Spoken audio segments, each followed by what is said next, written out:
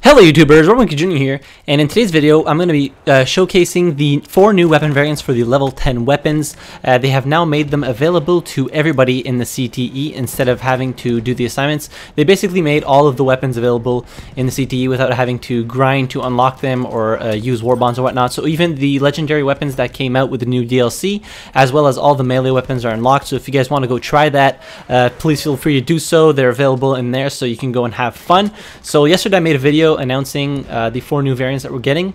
So the Regal defensive, the Martini Henry sniper, the Selbstlader 1906 sniper, and the Hewo optical. Now all these variants are going to be available in the vanilla game, God knows when, probably at least a couple of weeks.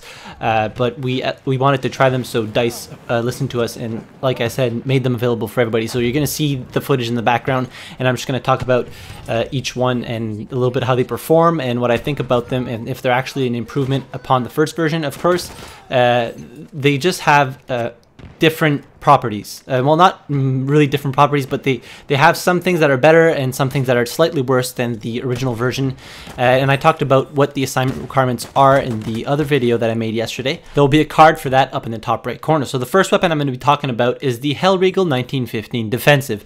Now this weapon, the most notable difference that it has compared to the original Regal 1915 factory is that it has a 120 round drum magazine with an extra 120 round drum magazine for spares, so that gives you a total of 240 rounds. And also what it has is a bipod that you can deploy to fend off an attack or be it whatever you want. A lot of people were asking why this weapon was not available to the support class, seeing as it does have substantially more ammo capacity than most of the LMGs available to the support class. But I mean, it is still the Regal. It's not gonna replace the LMGs and all that, but however, it does give the assault class some good range with this weapon when you have the bipod deployed. And this, I found, was its biggest strength, is when you have the bipod deployed, this gun becomes incredibly accurate compared to all the other SMGs. I mean, it's still decent up close, but with the bipod deployed, you're going to see amazing results. I mean, you're going to be able to actually fight off or hopefully hit a medic in the distance that has the SLR, or even a sniper that's not too far from you, because it really is accurate for medium to long range combat with this bipod deployed. But however, this doesn't come without its disadvantages. So in close quarters, if you're aiming down sight, the recoil is very hard to manage. It is very unstable of a weapon, and of course you're still going to be doing okay up close if you're like not hip firing. It still has decent hip fire accuracy, but it's gonna kick like a motherfucker, and you're probably gonna have a hard time controlling it if the target is medium range distance and you're trying to aim down sight while hitting and not having the bipod deployed. It's probably not gonna work out all that well, but I mean, it's a different playstyle than the original Regal. The next weapon we're gonna be talking about is the Selbstlader 1906 sniper variant. Now the Selbstlader 1906 was one of the more underwhelming level 10 unlocks that you could get for the classes, because it only has 5 shots and requires 3 chest shots to actually kill your enemy, and 2 if you get a headshot, of course. But it was actually quite hard hitting targets because you only had the iron sights available to you. But with the sniper variant, you do have this higher powered optic, which goes up to 4 times actually. So you have this scope on it, which makes it a lot easier to hit further targets, which was the ideal engagement distance for this weapon. Is it really that good? I mean, it's not. There's much better options out there, but it is an improvement on the previous version. I mean, sure, the previous version has improved spread decrease because it is the factory version, but the sniper variant does give you that improved accuracy at range. It makes it a lot easier to hit headshots and moving targets, as opposed to having this big massive iron sights blocking out a good majority of your screen. So yes, the sniper variant I find is better than the factory version, but is it really worth the hassle of getting 300 kills with the Selbstlader 1906 factory and getting 25 rifle grenade kills? I'm not all that sure. Of course, for completionists, you're gonna surely want to unlock this weapon. I probably will unlock this weapon. If I'm gonna use it all that much, probably not. lot because there's just much better versions out there with higher ammo count that can do pretty much the same work that this weapon would tend to. The third weapon I'm going to be talking about is the Hewo Optical. Now, the Hewo was the other one that wasn't all that great for the level 10 unlocks, and this one is obviously available for the support class.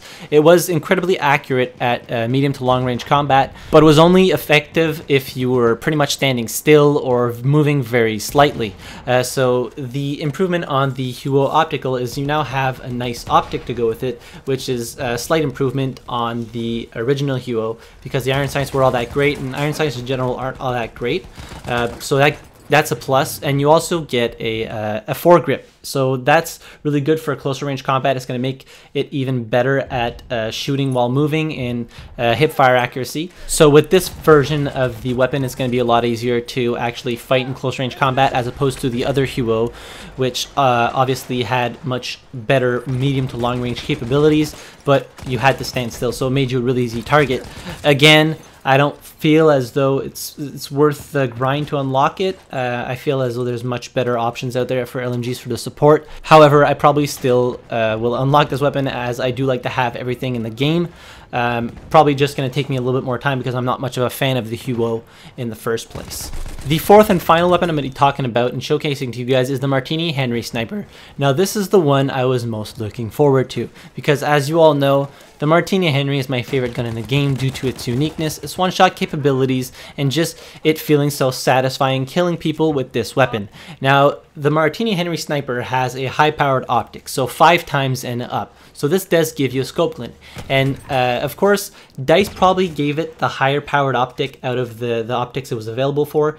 And I'm thinking here of the Marksman, because the sweet spot range being 30 to 80 meters would benefit greatly from the Marksman optic, which is 4 times and under, and also doesn't give you a scope glint. So, but I do think that DICE gave it the higher powered optic to balance it out, because I think it would give it, it would make it a little bit too strong, giving it that best optic, because I prefer this optic out of all of them, the 4 times Marksman optic that doesn't give a scope glint and it's not too magnified.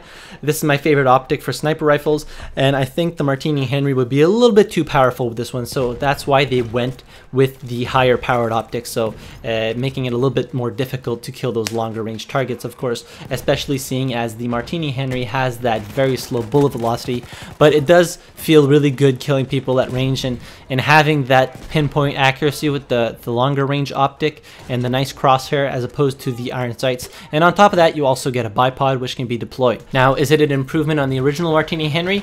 It's debatable, because you do have that longer range optic, but you can't really hit targets all that well at longer ranges, and in close range, if you're like, let's say 30 meters out, that higher powered optic might put you at a disadvantage just because it scopes in so much that you really don't need it.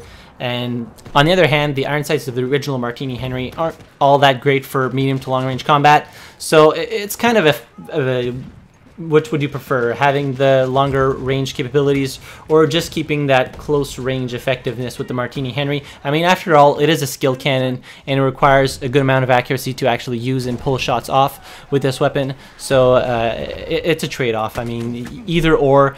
If you're good with it, you're good with it, and I actually did enjoy the Martini Henry Sniper variant quite a lot. I'm sorry if this video was a little bit long. I was covering 4 weapons, but that's pretty much it for today's video. Don't forget, if you guys want to try the weapons out, do go and try them in the CTE if you have premium, and if not, they should be available within, I guess, a couple of weeks on the vanilla game.